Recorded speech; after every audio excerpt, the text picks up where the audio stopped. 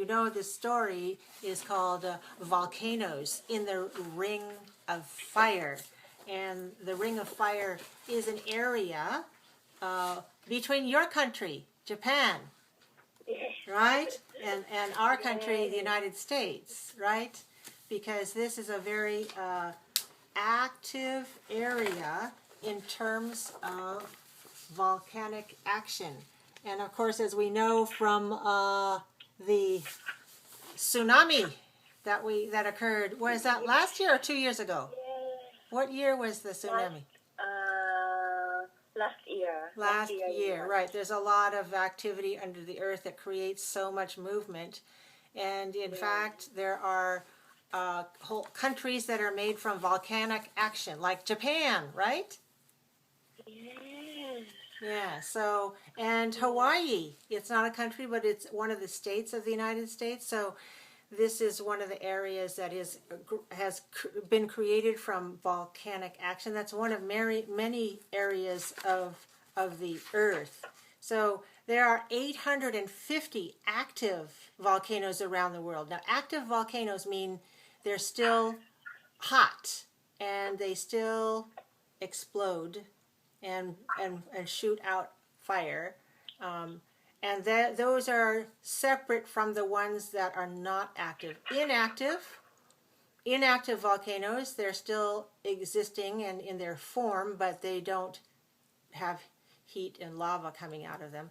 And sometimes we say if it's been inactive for many hundreds of years, we call it an extinct volcano.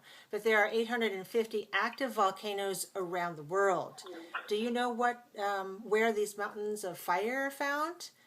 3/4 of them are found within a zone called the Ring of Fire, the Ring of Fire.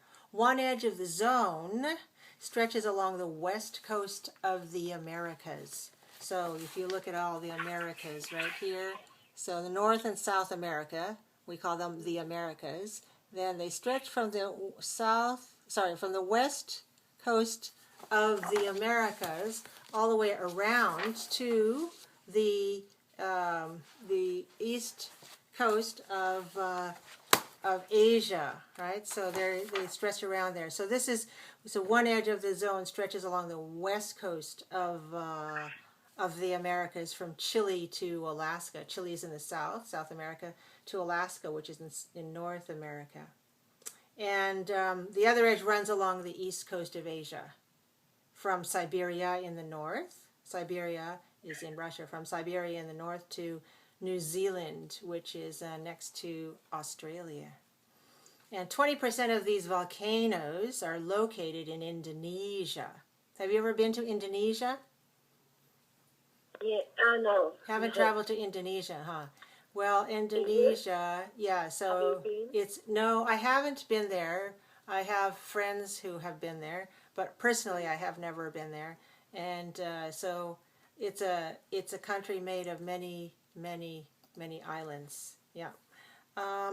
Other big groupings of volcanoes are in Japan, and the Aleutian Islands, which are some islands off of the coast of Alaska.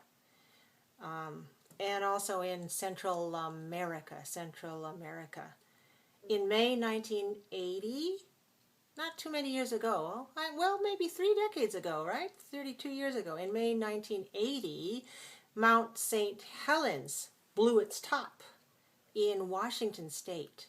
Now, Washington State is north of Oregon, and Oregon is north of California, where we are. So it's farther north than we are.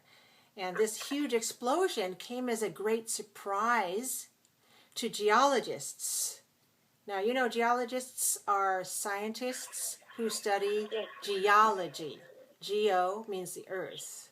So geology is the study of the earth. So it was a surprise to geologists. They'd measured the Cascade Mountain Range. That's the name of a mountain range that travels north through south in the state of Washington. So they'd measured the Cascade Mountain Range for several decades. You know, decade? A decade is 10 years, so several decades, 10 years. So they'd measured it for several decades, but they hadn't expected so much destruction. Maybe they expected a little bit, but they didn't expect that much. And so this eruption, the eruption of Mount St. Helens, sent hot volcanic ash and gases into the air. It caused severe mudslides. You know, when the mud slides down the hill? Because, you know, there's a volcano, and then it rains, and then all the mud goes down. So it caused severe mudslides and avalanches. So avalanches occur when there's a lot of movement under the snow, and the snow is water, but there are also like air pockets in there. So if there's big chunks of snow and there's some air pockets, and then something shifts, something moves, then poof, this mountain of snow can come crashing down and cause damage and injure people and kill people and animals. So the rolling motion from going down the hill can cause destruction. So this whole eruption caused severe mudslides and avalanches. It killed trees, crops, animals, and people. Now, you know, trees. Crops are plants, and trees are plants, but crops are plants that are grown for food. So crops are plants that we grow like vegetables or grain, and that we intend to grow so we can eat it. Those are crops. Animals, of course, we have animals.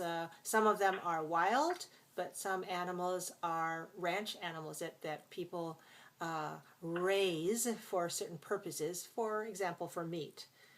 And the avalanche also damaged roads, bridges, and buildings. So this is a big eruption of the volcano. Yeah. So the volcano damaged roads, buildings, and bridges. But fortunately, not everything was lost. Some good came of it. Wheat and apples grew very well in the volcanic ash.